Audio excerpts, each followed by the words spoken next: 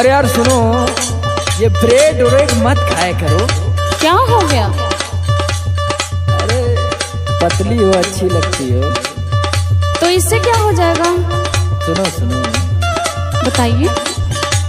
जब नाचे लू ये धनिया मैक्सी में कमर हिलाई के,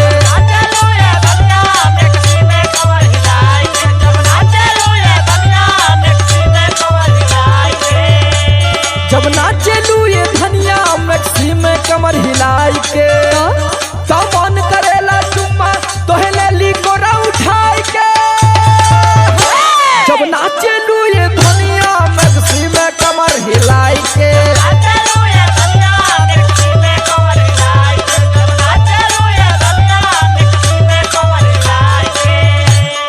अच्छा तो ये बात है। हाँ यही बात है।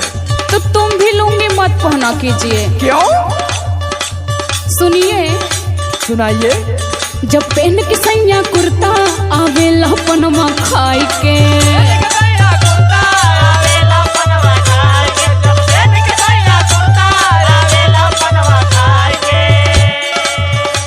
जब पहन के सैया कुर्ता आवेला पनमा खाई के, क्या बात कर रही हो? तब मन करे कि भुइये तोहे कॉली प्यार सुताई के। जब पहन के सैया कुर्ता आवेला पनमा खाई के,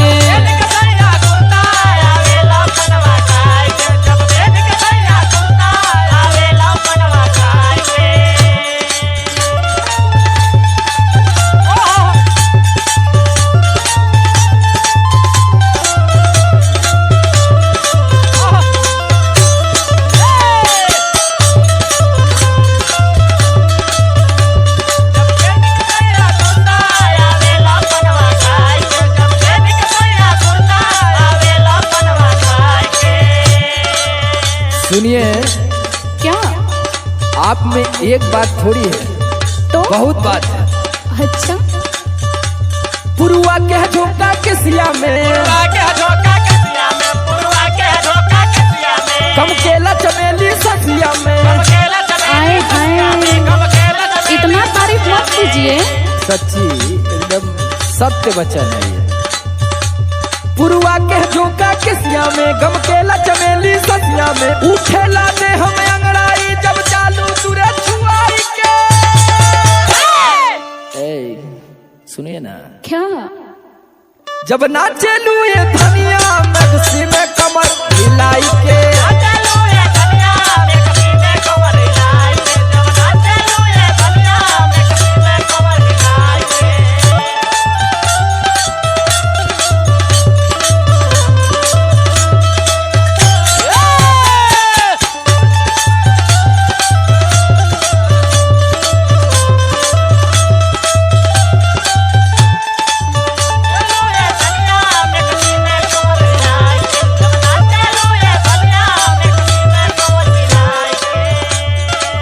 अरे वो सब तो ठीक है, लेकिन आप भी कुछ कम थोड़ी हैं।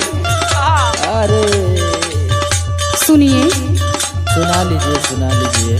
जब बोले ला बतिया वेला, अखियां से तीर चलावेला। जब बोले ला बतिया वेला, अखियां से तीर चलावेला। फिर करेला ऐसन बतिया हम रह जाई शरमाई के। अरे समर आलोक हुआ ना। जब पहन के सैया कुर्ता आवेला पनवा खाई के,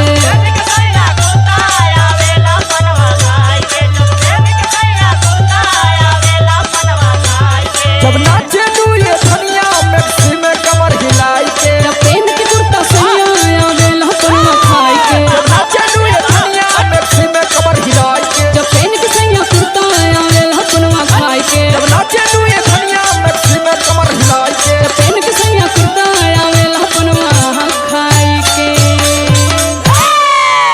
चला तब आवल जा नहाई के।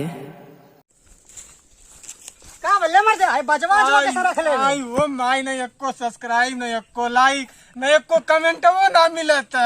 का ये वीडियो बनावत तिला हम। चुप रहा भैया से कह दिया। ए भैया सब्सक्राइब कर दो नहीं तो लाइक और एक अपन जान दे दे हो तभी सब्सक्राइब लाइक कमेंट करा भाई बहुत वीडियो बनावल जाता है भैया कर ले भैया के